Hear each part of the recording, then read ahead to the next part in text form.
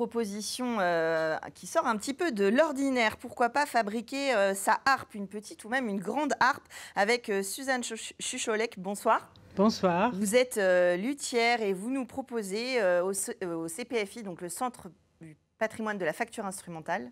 Je ne me suis pas trompée cette fois, qui est 11 rue des Frères Gréban au Mans, de fabriquer soi-même sa harpe. C'est possible ça en fait, en quelques jours, de fabriquer sa harpe. Oui, tout à fait. Donc l'idée du stage, c'est que les gens ils apprennent les premières démarches du travail du bois. Donc on va faire de l'assemblage, on va coller, on va mettre des serre-joints, donc on va apprendre comment on presse bien le bois pour faire une caisse de résonance qui ne va pas se décoller au bout de 2 ans.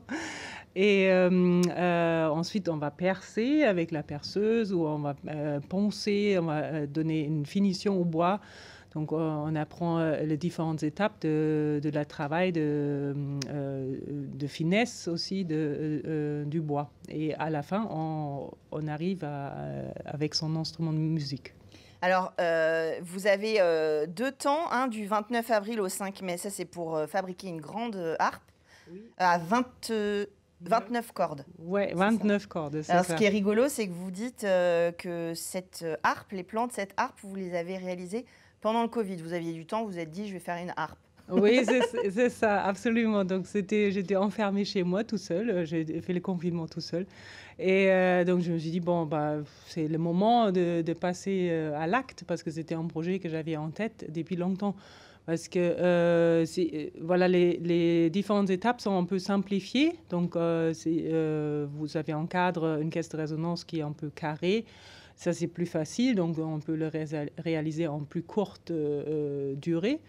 Et donc, pendant le confinement, finalement, je me suis penchée sur un grand papier blanc et j'ai fait des dessins, j'ai fait des calculs sur la longueur des cordes et tout ça. Une chose que j'avais jamais le temps avant de faire. Alors, au Centre du patrimoine de la facture instrumentale, vous avez de nombreux instruments qui viennent de partout dans le monde. Vous les étudiez, vous les jouez, vous les réparez. Quelle est la part de musicienne en vous et la part de luthière, de fabrication? Comment vous alliez les deux, en fait? Alors, oui, au CPFI, où je travaillais avant d'avoir lancé ma propre boîte, Klangberg, j'ai appris à connaître tous les instruments du monde. Ils ont une collection de 3000 instruments de musique ethnographiques. Et c'est-à-dire du monde entier. Hein. Et donc là, j'ai appris à reconnaître les instruments et classifier l'organologie et tout ça.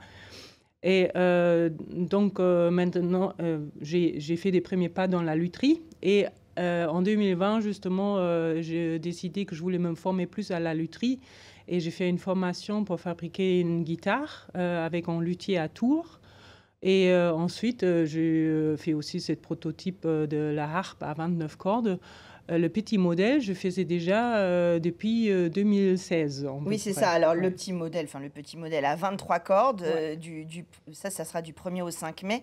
L'idée sur la grande harpe, vous disiez, c'est qu'elle est peut-être plus intéressante pour des musiciens qui veulent fabriquer leur instrument. Elle est un petit peu plus loin dans le jeu après avec la harpe. Oui, c'est ça. Donc, vous avez posé la question. Je ne suis pas beaucoup musicienne. Je joue un peu, je pince un peu les cordes, mais j'ai jamais appris en répertoire, j'ai jamais été au conservatoire de musique. Et donc, je me suis plus approchée du côté de la fabrication et de la construction, mais il faut bien sûr avoir en oreille une connaissance de l'acoustique, pourquoi j'ai fait une caisse de résonance petite ou grande, qu'est-ce qu'il faut pour que ça sonne. Et donc, tout ça, j'ai appris dans mes formations que je suivis souvent auto-organisées. Donc, je suis allée voir des spécialistes qui savaient bien et j'ai appris avec eux. Et donc la petite harpe, donc 3 octaves, 21 cordes, c'est déjà pas mal, mais c'est plutôt une harpe qu'on peut transporter. Donc c'est pour ça que je dis une petite.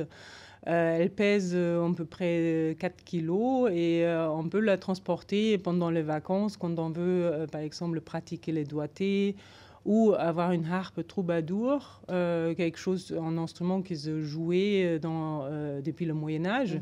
Et la grande harpe, c'est plus pour les débutants qui veulent vraiment prendre des cours en conservatoire, par exemple, et qui cherchent un instrument pour jouer plus de notes. Et sur les 2 modèles, on peut mettre des demi-tons, c'est-à-dire je peux faire le fa et le fa dièse ensuite, les touches blanches et les touches noires du piano. Du piano, d'accord. Voilà. Et donc ça, c'est un instrument, le grand modèle qui permet de faire plus de choses. Voilà, donc on va dire c'est peut-être plus pour les gens qui sont déjà un peu avancés dans leur apprentissage. Mais les 2 sont tout à fait bien pour commencer à apprendre à jouer de la harpe. Oui, c'est pas juste pour faire beau, c'est pour jouer aussi. Oui, c'est ça, pour jouer l'idée. aussi. Ouais. Alors justement, ces stages, vous les faites ici. On parlait tout à l'heure du CPFI où vous faites les stages et où vous avez travaillé. Ce savoir-faire, il faut aller le chercher. Vous racontez tout à l'heure chez des spécialistes, etc. Et il y a des gens qui viennent de partout en France et même de l'étranger pour apprendre ces choses-là qui finalement sont quand même assez méconnus, ou en tout cas vous êtes peu nombreux à proposer ce genre d'atelier. Oui, alors là, moi je m'intéresse surtout pour la fabrication des instruments du monde, c'est-à-dire des instruments traditionnels aussi. Donc la harpe, c'est un instrument plutôt européen, mais en janvier, par exemple, j'ai proposé aussi un stage pour faire un mohenchor, un violoncelle ou une vielle de la Mongolie. Et justement, il n'y a pas d'école qui nous enseigne comment fabriquer ces instruments. Donc, soit on copie tout, on prend tous les codes et on fait une copie. Ou voilà, on va dans le pays se renseigner chez les luthiers qui connaissent cette fabrication. Et oui, il faut chercher soi-même sa propre formation. Pour venir faire cet atelier et créer sa harpe, qu'est-ce qu'il faut savoir faire déjà ? On peut venir sans prérequis, sans connaissance préalable. C'est bien si vous avez déjà commencé à travailler un peu le bois. Scier le bois ou râper ou limer, il y a une manière de le faire.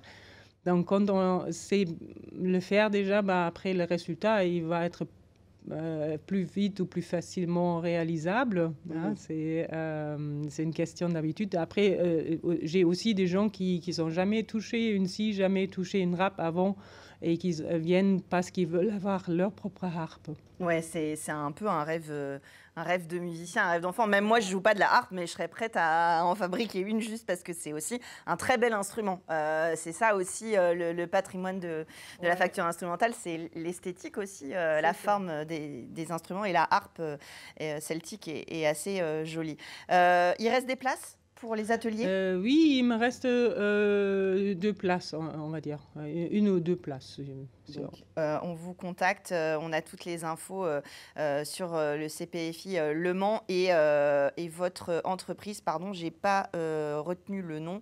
Klangberg. Voilà, Klangberg. Voilà. Ça veut dire quelque chose ? En allemand, oui, ça veut dire la montagne du son.